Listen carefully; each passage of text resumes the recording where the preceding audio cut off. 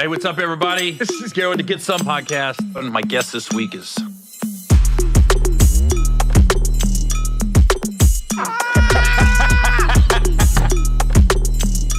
This motherfucker Gary.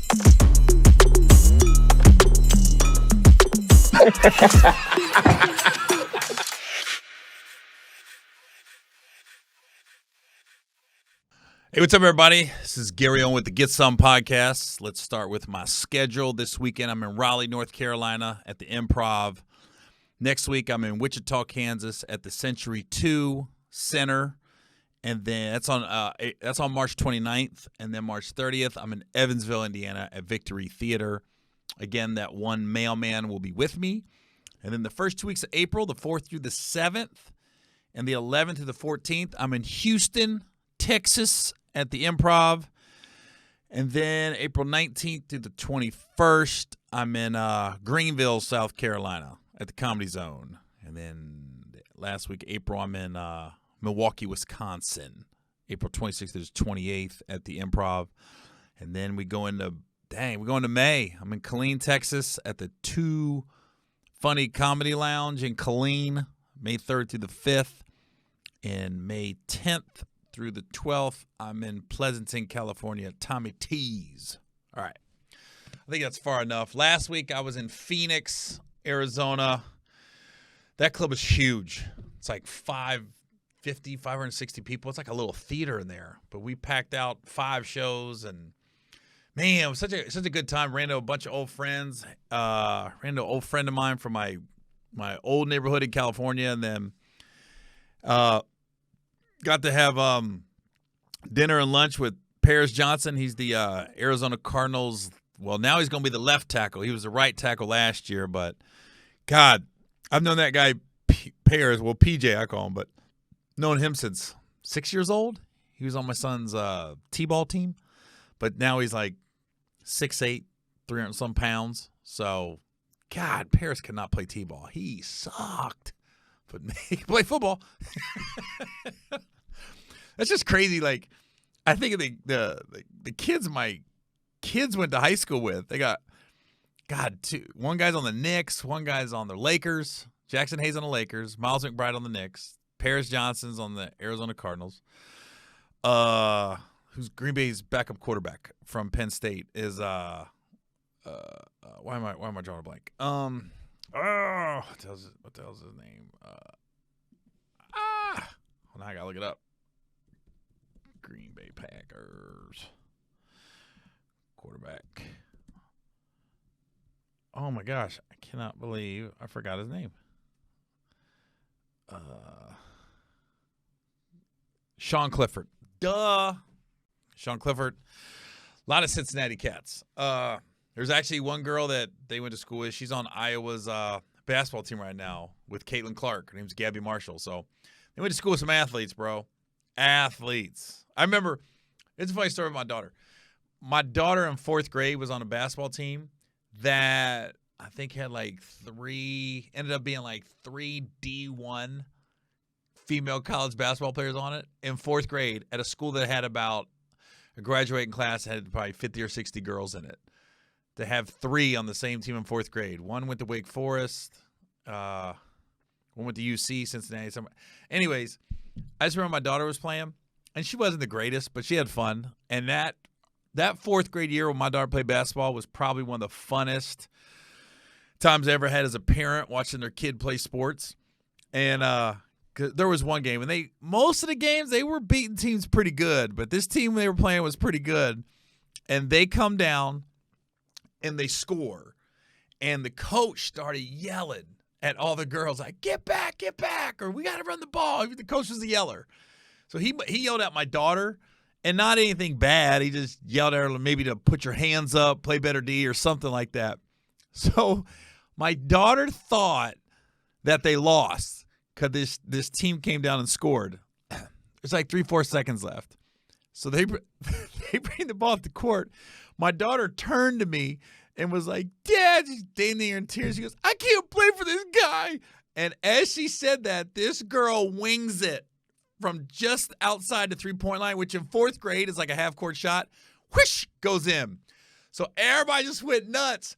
So as I'm doing this, almost coming down there to console her, I go nuts. I go, oh! And all the parents go, and my daughter went literally this. She goes, Ted, I can't play with ah! Now she's celebrating with the team. I was like, what kind of range of emotion was that?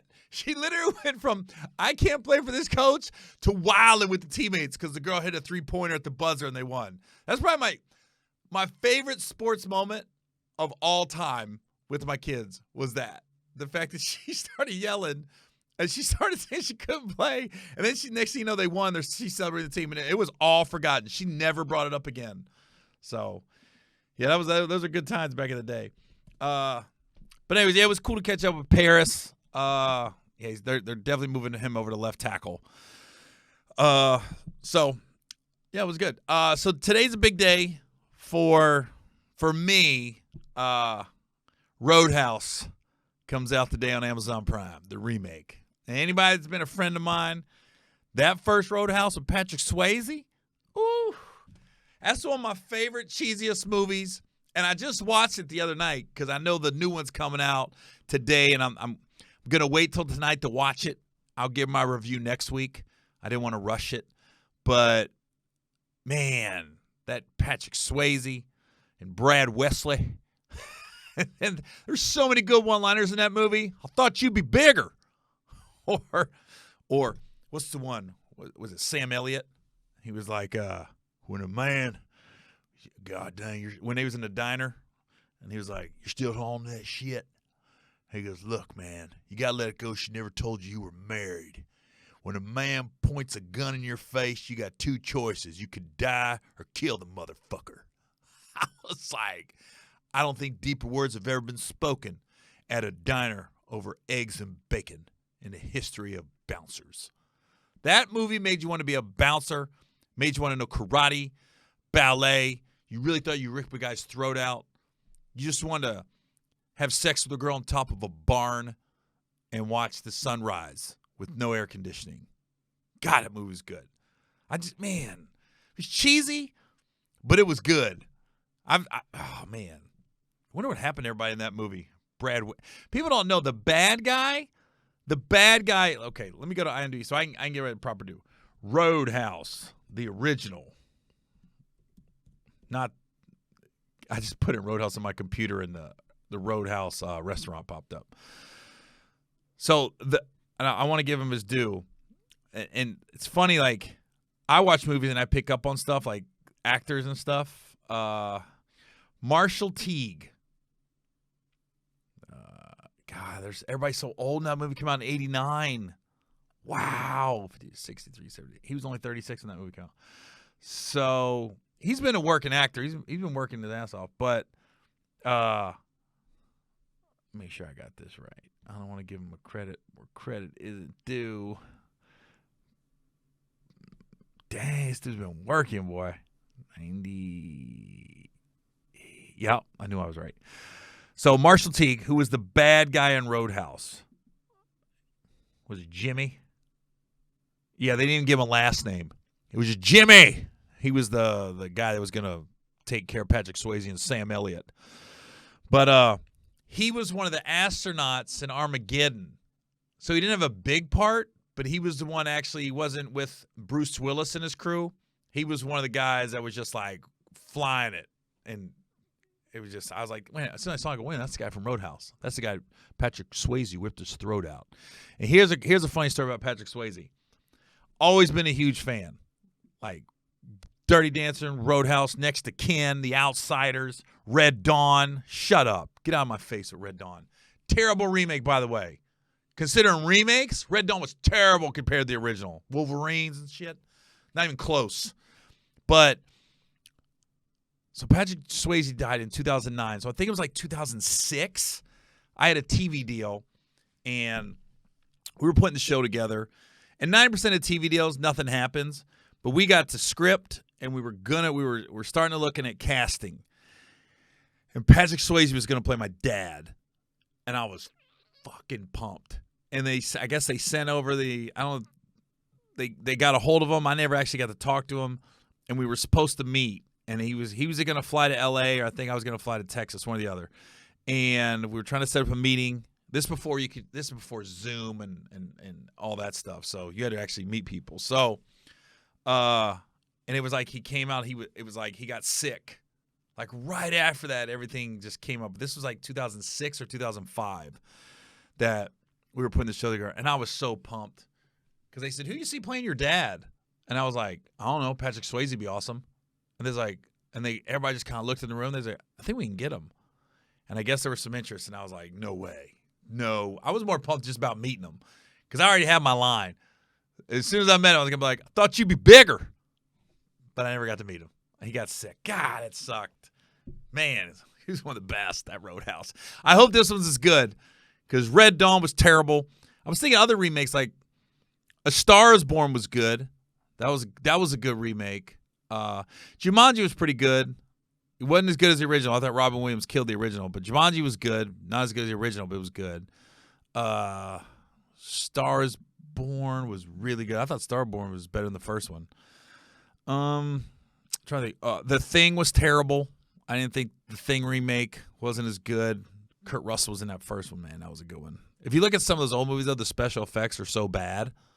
But I'm trying to think. Coming to America wasn't a remake. It was a sequel. That wasn't near as good as the first one. Nothing's gonna ever compare to that one. I don't know. If I was gonna do a remake though, for me and my brand, and the perfect movie for me would be The Jerk. If they was gonna remake The Jerk, oh man, I'd be fighting for that part. So maybe I'll put it on the universe. Yeah, The Jerk be a dope movie to remake. And I was thinking too, like when I was talking to somebody about actors and somebody said, anybody you ever worked with ever been difficult to work with? And I said, no, I don't have those horror stories at all. The only thing I ever had was I did an independent movie, and it was called, they switched the name of it because somebody else came in, and let me I think it was called The Night Before, but I think they switched it to Bachelors.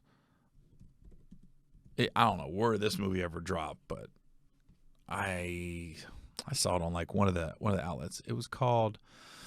I got to go to my own page to try to see what this movie's called. It was. Come on, where's my credits? It was called. What? Okay. Let's go to actor. It was called Bachelors. Man, it was called The Night Before, but then Seth Rogen had a movie come out called The Night Before, so they had to switch it. So I did this movie called Bachelors about 10 years ago. And my first day on set, some of the actors know me, some of them don't. And I'm not going to call the actor out, but I got there on my first scene, and I hit my lines. It was a decent monologue, a decent back and forth with somebody. And then I went, boom, one take, cut, be on my trailer. Keep up, fellas. And I walked away, and this one actor goes, is this guy freaking serious? Is he serious right now? And then the director started, I knew the director. Director started laughing. Some of the others started laughing. But just the fact that this one actor that didn't know me, like he took that so, wait a minute, is this guy serious right now? Like literally, I get no idea. He was like, cut. I go, boom, one take. Keep up, fellas. I'll be in my trailer. And I literally started walking to the trailer. But yeah, but I don't have horror stories of an actor or actress just wilding out on set or not showing up on time or being difficult to work with, because it seems like there's been a big topic lately about people been I heard Amanda Seales talking about it, and we all know about Monique and everything, and you hear about these people that are difficult to work with. And it's funny, whenever everyone's labeled as difficult to work with, they always act like they don't know where it's coming from. They always act like, I don't know where these rumors are coming from. And I'm thinking, well, maybe they're coming from people that think you're difficult to work with. Or maybe you are difficult to work with. I just, I've never worked with Amanda. I don't know her. I do know the one time on the Rio, when she had the one season, when the Jussie Smollett thing came out and she defended it, I was like, what? she literally turned the Jussie Smollett thing into it was noble. White people do this all the time. And I was like, whoa. You just turned this whole conversation the wrong way. I didn't understand it. I never thought she was going to be a right fit for that show. And then she got taken off, and then she tried to get into a party a few years ago, and they didn't allow her in. And then she did a rant recently of how she didn't get invited to the BET Awards. And I think when you just do the work and you're not difficult to work with, I think things just kind of happen. Like I used to get caught up in the award shows and why am I not invited? And once I let all that go and just was like, you know what? If I get invited, great. And a lot of times, shoot, I'm turning down stuff like award shows and parties to go to because I don't feel like going sometimes. Not just sit in the audience. If you're asking me to present or anything, that's cool. But I don't really just go to stuff like that, and people know that. But there was a time where I got my feelings about certain things. I remember when Think Like a Man came out. I remember I was in my feelings a little bit. Didn't go to social media or post about it, but I was just in my feelings about one when the guys all went to Wendy Williams, and there were six guys. It was Kevin, Romney, Jerry, Terrence, and Michael Ealy and me. There were six of us, and five of them got invited to Wendy Williams, and I didn't get invited. And I talked about that last week about Wendy and stuff, but Wendy brought me on later. But I remember watching it going, I didn't get invited. And then when we won the BET Award, we won that in 2013. So the movie came out in 2012, and then Think Like a Man won the BET Award for Best Movie in 2013. And like most of the cast went, and I didn't get invited that year. And I remember thinking, And I remember watching it. We were in Vegas the night of the award show, and a lot of the cast went, and they came up and got the award. And we had our rap party that night in Vegas. And I turn around, and I could be wrong, but I think Kevin chartered a private so everyone can get from L.A. to Vegas and make the rap party, and we all party together. And I thought that was the coolest thing. And I was just like, I was little like in my feelings like, dang, I didn't get invited. I would like to get up there and got the award with everybody. But once I realized that stuff's not a big deal, just do the work, be good to people, be nice to people.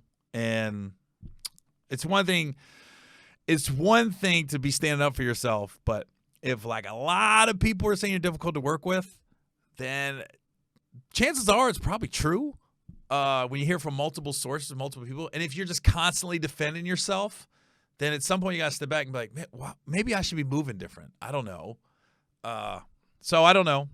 I've never worked with Amanda Seales, so I can't really say if she's difficult to work with or not. But it seems like she's really in her feelings right now about not getting invited to certain things. And it's I'm not going to go there. But anyways, yeah, I think you just do the work, you know.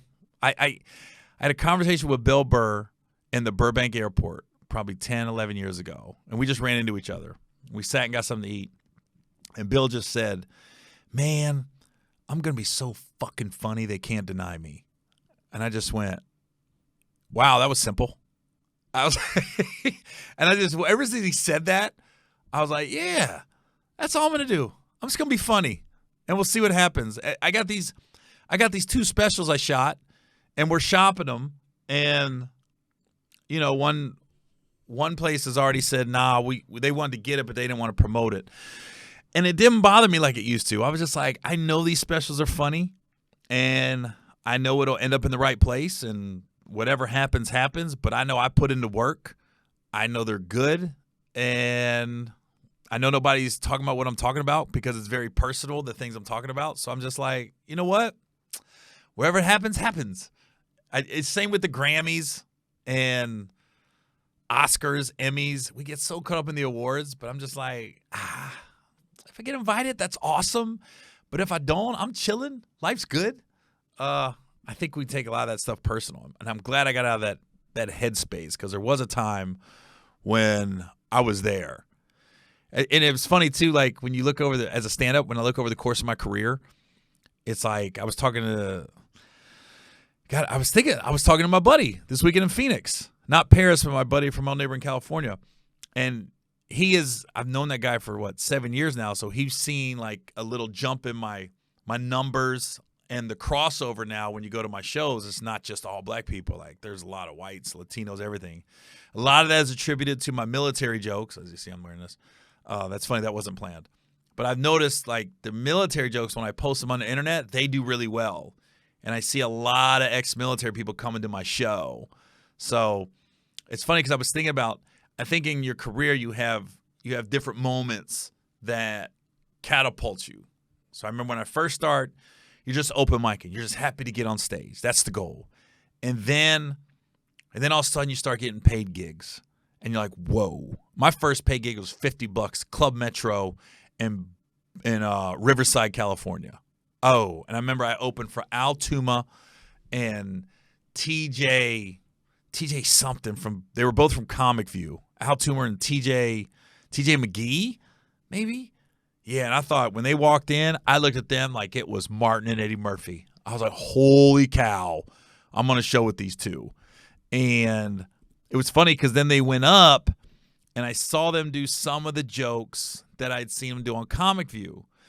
And I went, no way.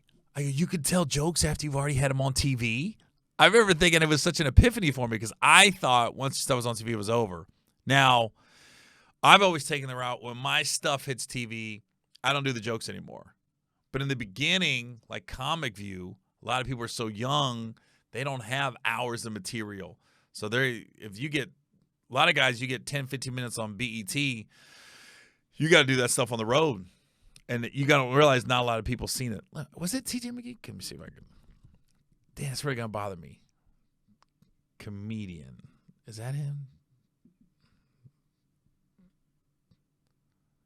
Born to Miss. Is this it? There's no pictures of him. Where has Ministry of Comedy TJ McGee been all over? I was born and raised in L.A. Is that him? I need to just Google him. Okay, let me see. Yep, TJ McGee. It was TJ McGee and Al Toomer. Those are Oh, he passed away? No way. 2019. Dang. I didn't even know that. Dang, that's crazy. Yeah, but those two I opened up for, I looked at them like they were the biggest things I ever seen in my life. But so like I said in the beginning, it's just about stage time. That's all it is. It's not about the money. It's not about who's going to be there. It's just like, oh, I can get on stage tonight. Awesome. And then after that, then it goes to like, oh, I can make a little money at this. And then you do these showcases. They used to do all these showcases all over LA and all over the country, really, where a TV exec was there to see you and stuff. And then as hopefully you get a TV credit, you build your act, and you get on TV, and hopefully you can get on the road and like A-list clubs. Because they used to have a thing called the Chitlin Circuit, and that was like a lot of the black comics went to the Chitlin Circuit, where it was like these one-nighters in all these different markets. And you never knew where you would be. I've done a couple of those. I did one at this place called the Brass Ring in Kansas City. Like I said, Club Metro in Bakersfield. I'm trying to think the names of some of these hole-in-the-walls I did. But anyways, and then you just keep progressing. But I think if I look back on my career, my big breaks that really like jumped me to another level was right off the bat. I won the Funniest Black Comedian in San Diego contest, and that got me an audition for Comic View. And then I got on Comic View, and that used to be a contest, and I won. And then I got an hour special, and then they made me the host. So the minute I became the host of Comic View, I like skipped a lot of steps. All of a sudden, I was headlining at some of these comedy clubs, and I barely had 45 minutes to an hour of good stuff, but I was able to get on stage, and I had an hour to mess around, 4 or 5 nights out of the week, some of these comedy clubs. And I wasn't selling a ton of tickets, but kept me on the road, and then the colleges start calling. Colleges used to be my bread and butter. I think I've done no less than 300-400 colleges in my life. And then So that happened. And then I became the host of BET's Comic View. And then it took about 12 years later for I would say another jump happened. When that was in 2010, I did Mike Epps live from the Nokia. And the backstory on that is Mike had a show in Houston at the not the football stadium, right? They used NRG Theater. Is it the arena or theater? Something like that. Anyways, we had a show at a theater in Houston, and I was opening up for Mike. And right before I was going to go on stage, Mike's manager came up and goes, "Hey, Gary, just do I was supposed to do 2025. He said, run a little bit behind. Just do 15 minutes and then bring Mike right up." I said, cool. Then he came back. He goes, "Hey, we're going to go to intermission, and then you'll go up and then bring Mike up." I said, cool. Then he said, no. Go up, and then we're going to go to intermission. Then Mike's going to go up after intermission. He gave me 3 different scenarios, and every time I looked at him, I go, cool. And then we do the show. Show was great. And then he comes to me afterwards, and we're talking, and he goes, "Man, you don't really care when you go up." I said, "I don't." I said, "I know this was Epps' show, so I was just like, whether I go up first or fourth or whatever, I was like, it doesn't matter." So that show was on Saturday. Monday, I get a call, and they told me, they said, "Hey, Mike's doing something in L.A. next week. We might want to have you on it." I said, "Well, just let me know." So I was supposed to be in Columbia, South Carolina the next week. We get the call Monday. Mike's doing this DVD video thing for Showtime called Live from the Nokia. And they said, "Mike wants you on it." I was like, okay. They were filming Saturday. So I said, all right. The offer, I'll never forget, was $2,500 all in. I had to get to L.A. I had to get my hotel. If I want to get a rent-a-car, I had to get a rent-a-car. All that went into it. So I would have been making a decent amount of money in Columbia, South Carolina. So I told the powers that be, I said, "Look, is Jeff Clanigan going to be there?" Because he was the head of Code Black, who was they were doing the Shaq All-Stars. They were just starting the Shaq All-Star Comedy Jam then. And they said, "Yeah." I said, "Just promise me he watches my set. If you promise me that, I'm there, no problem." They said, "We got you." So I canceled Columbia on less than a week's notice. Felt bad. Me and Brad fly to L.A., get there, day of the show. And they wanted everyone to wear suits. Everybody was supposed to wear a suit. So I got one black suit. And I look back on that show. If you ever type in Gary Owen live from the Nokia on YouTube, look at that freaking suit. It is a Steve Harvey from the 90s suit. It is so baggy and big on me. Oh, my God. I left my pants at the hotel. So our call time was at 3 o'clock. So I get there at 3. We go through, it's not really a rehearsal. It's just they're giving us how the show's going to run. The show starts at 7, and there was 2 shows that night. They spliced the 2 shows together. So there was a 7 o'clock and a 10 o'clock show. So they had to start on time, and you couldn't go long. I realized I don't have my pants. They are at my hotel, and I'm staying by the airport. Anybody goes to L.A., you never been to L.A., the airport hotels are always cheaper than the rest of the city. Little information. Might be some hookers walking around. Could be a little seedy, but the hotels are a little cheaper. So Brad, my road manager, he got in the car, fought rush hour because it's 4:30 that I realized I don't have my pants. So he drives back to the hotel in rush hour. We're filming this downtown L.A. He gets back at 6:30, and we got to steam him. And luckily I went last, so I didn't go on to 9 o'clock. But I remember just sitting there I hope he gets those pants, because I would have been going up in sweatpants. Or I think I had shorts on, actually, and flip-flops.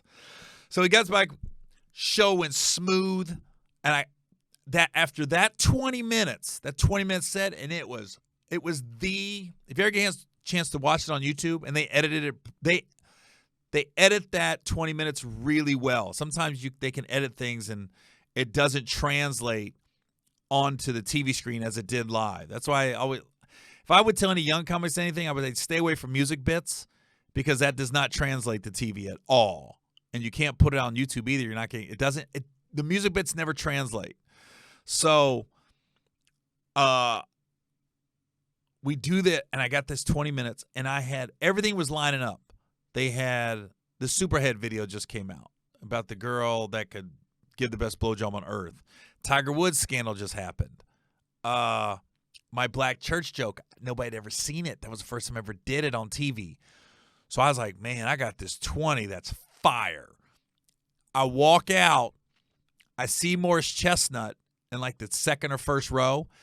And I just, out of left field, I go, oh, Morris. And then I did the whole, hey, you guys ever watch Boys in the Hood and think Ricky might live? And then I acted out the scene. I said, you be rooting for him. They said, you'd be like, put the Twinkie down, man. Pay attention. Get off the lottery ticket. They're trying to kill you, Morris. I said, you'd be so upset when he dies. And they go, but every time you watch Boys in the Hood, you think Morris Chestnut might live. Every time. I go, and then I imitated Cuba Gooding doing the whole hitting. The place erupted. Right off the bat, I got this huge laugh. Because here's the thing. It's an all-black show. I'm the only white guy there. There's no white people in the audience. I'm going last on this show. And I was at a state of my career where I wasn't huge, but I was big enough that when I walked on stage, people went, oh, that's old boy right there. We recognize him. So I got a little love when I came out just because of my face, but it was like, boom. It was like Hagler and Hearns. It was just, I was hitting haymakers. I was in the pocket. That was my best 20 minutes of my career just because of the timing of how it all worked out.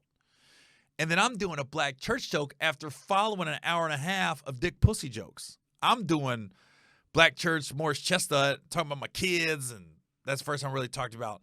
I did like a lot of a white guy in a black world type deal, having a black wife and stuff like that. It was just, man, it couldn't line up perfect.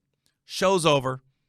I remember calling people saying, I think things about to change, because I felt really good about that 20 minutes. Code Black calls. Jeff Clanagan did sit in the front and saw me. Code Black calls. They sent me to Japan first. I went with Mark Curry and Lunell and Daniel Dugar out of the Bay. And we went, and I found out later that Clanagan sent me to Japan because he didn't want to put me on a big show in the States because he wanted to make sure what he saw in L.A. was the real deal, not just some, not the stars aligning for that night. So we do the shows in Japan, all the military bases, and then a lady named Tamara Goins, who's an agent now, she called and she was like, yeah, Gary's the real deal. So then they gave me a special, the special True Story, which we did in Vegas, and then I got on the Shack tour, and right when I'm negotiating, it looked like we're going to do the Shack tour, I got a call for Think Like a Man. It was like everything was lining up, and I think it really came from me saying, okay, let me not make the guaranteed money in Columbus, South Carolina. Let me roll the dice on this live for the Nokia and go for it. And back then, there was no YouTube like that. There was YouTube, but people weren't putting clips up like that. You were at the mercy of hoping your stuff would be seen on a network or a DVD. And I was like, man, that was the biggest jump. So the getting the hosting job on BET and then that Mike Epps live from the Nokia. That was the two big jumps for me. And then, man, 12, 13, 14, that whole couple years, because I end up hosting one of the Shaq All-Star Comedy Jams. And then I was on the Shaq tour for a couple years. And then it was like Think Like a Man, Ride Along, Think Like a Man 2. Boom, boom, boom, boom, all came out. And with them coming out, got me on more talk shows, got me in the right circles of people, and everything just kind of went pew. And I will say lately, I think with TikTok, Facebook, YouTube, and everything else, I've hired a web team to really help me cut up all my clips and videos and stuff, and I think that's been a major thing for my latest little jump in ticket sales. I've seen a real bump in the last year and a half, post-COVID for sure. Not like that Mike Epps live from the Nokia. That was a jump for your ass. But yeah, I would say those were the ones. Looking back on it, when I was talking to my buddy John, my old neighbor. So I also see like, this is totally off topic of what I was just talking about, but I would see a lot of people getting really upset over Draya, Michele and Jalen Green the relationship and her getting pregnant, and now they're saying like she's a predator and things like that. And I'm going, whoa, wait a minute. She's in her 30s and he's in his 20s. Like, that's normal for dudes. Why is that dudes with some power? You got to realize, what is it, the GQ method for dudes with power and money? GQ says if you're a man, whatever your age is, you cut it in half and you add it by 7. So if you're 50, you should be with a 32-year-old because you got to go 25 is half plus 7. That's 32. That was what GQ said, man, with power and money. That's who you're supposed to be dating. And I think that's true. I think that's where I'm at in my life. I'm not dating nobody older. Nah, even the girl I'm seeing now, like she's younger than me. So it's like, I don't know why people are so invested in this Jalen Green, Draya, Michele. I don't think it's sick. I don't think she's got a plan. Let me see. How Draya, Michele. She is. How old is she? She is. She's born January 23rd, 1985. So she's 95, 2005, 2015, 2025, 40. She's 30. She's 39, and he's 22. 17, ain't no big deal. And she bad. That's what nobody brings up. She bad. If you bad, that equivalates to a man with money and power. Bad chicks always get whatever they want. There's been a big flux of these older chicks dating these younger dudes. I don't see nothing wrong with it, you know? If he likes her and she likes him and the sex is good and the head game's good, have fun. Enjoy each other, you know? Like here's the thing. Her 39 and being bad, I see a lot of terrible-looking women in their 20s. Well, he's supposed to date with them because they're his age? I don't know. They might. I don't know. People are really invested in this shit, though. Like she's grooming him. I've heard that. She's grooming him. He's about to get a big contract. And I'm just like, I don't know. If it works out, it works out. If it doesn't, it doesn't. But the age thing seems so ridiculous to me when that's the norm with dudes, especially dudes in our line of work. Any athlete, comedian, actor, singer, you rarely see them dating people older than them.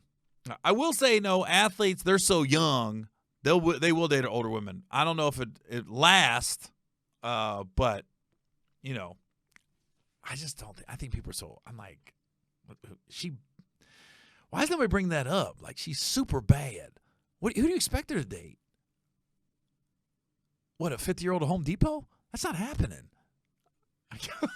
And she's a cousin of certain lifestyle. And then I saw London Brown. He went off, and then she responded. He went off saying, you know, you don't know. He's so young, he didn't realize she's topped all these dudes off and everything else. I'm like, dude, duh. She bad. She been in athletes, entertainers, actors, men with money. When you're dating them, you're fucking them. You're not just dating. It's not platonic. But a lot of women are doing that. So who cares? Listen, any woman you get with, she's probably not a virgin. There's somebody out there that probably hit it already. I said about anybody. Anybody I'm with, or even my ex, I didn't start dating her. I knew she had a kid, so I knew somebody. I knew she topped off somebody, and somebody blew her back out before me. She had a baby. I was like, I didn't care. The girl I'm seeing now, I'm sure there was guys before me. I don't care. I care less. So I don't know why people let that bother them. Like, yeah, she was definitely topping some other dudes off in the league or something. Duh. She bad. They're coming to her. Who's she supposed to date? Once you start dating ball players, once you start dating singers, once you start dating men with money and power, it's rare you're going to stop that. Maybe. Okay, I didn't know one girl. She dated and messed around with a lot of ball players back in the day. I'm talking 20, 25 years ago. And then it was funny, like she started to get older, and I looked at her, I said, hey, you might want to move into the coaching staff pretty soon. And then she ended up with just a regular 9-to-5er. Met the guy on one of them dating websites. So after she went through all the ball players, all the men with money and status and everything else, who she ended up with? A guy she had to date online. Not had to, but she met a guy online and just cool dude. I'm still friends with him, but just a regular 9-to-5er. Just like all those ball players. But that's when she was in her 20s and then early 30s, you know. And she wasn't as bad as Draya Michele. Come on now. So I don't know why people get so invested in that. Not a big deal. I don't know. Got a baby. And chances are, if it's, I don't know, they say it's going to be a girl. If it's a girl, the girl's probably going to be pretty. So they got to have a good-looking kid. Jalen, he's a decent-looking dude. Draya's bad. Yeah. They got a little girl. Girl's probably going to be bad. I think every dude wants their daughter to be bad a little bit, right? Just like you want your son to be an athlete. That's what we do. That's what men do. So, anyways, not a big deal. So let's go over my schedule one more time before I get out of here. This weekend, Raleigh, North Carolina, at the new Improv. It's actually in Cary, North Carolina. It's in the suburbs. And then where are we at? Wichita, Kansas, March 29th with That One Mailman. We're at the Century 2 Center. And then March 30th, Evansville, Indiana, the Victory Theater with That One Mailman. Can we pick a worse routing? 2 small airports. Can't get there direct. We're going to have layovers. So, and then the first 2 weeks of April 4th through the 7th and April 11th through the 14th, Houston, Texas, the Improv. And I forgot about the Nashville, the Ryman Auditorium, April 16th with Kid Rock. So the benefits are going to something with the military. I know that. That's why I'm on board. I heard some people like, can't believe you're doing a show with Kid Rock. I go, listen, I don't get into politics or none of that. If he wants to do a show for military, me being ex-military, I'm on board. And nothing to do with me. And I've never met him, so I'll have an opinion after I meet him. But the people that I know that have met him all said he's cool as shit. Nice guy, great. So, we all got different political beliefs. Get ready, everybody. It's 2024. They about to divide us. Get ready. I'm telling you, they're going to be like, blacks don't like whites. Republicans don't like Democrats. Watch. It's coming. So just remember that when you're watching the news and everything, that's the agenda, to divide. So I've never been one that, because you voted for this person, I can't mess with you. I'm not like that. And then Greenville, South Carolina at the Comedy Zone, April 19th to the 21st, and Milwaukee, Wisconsin at the Improv, April 26th to the 28th. All right, y'all. We'll see you next week. This is Gary with the Get Some Podcast.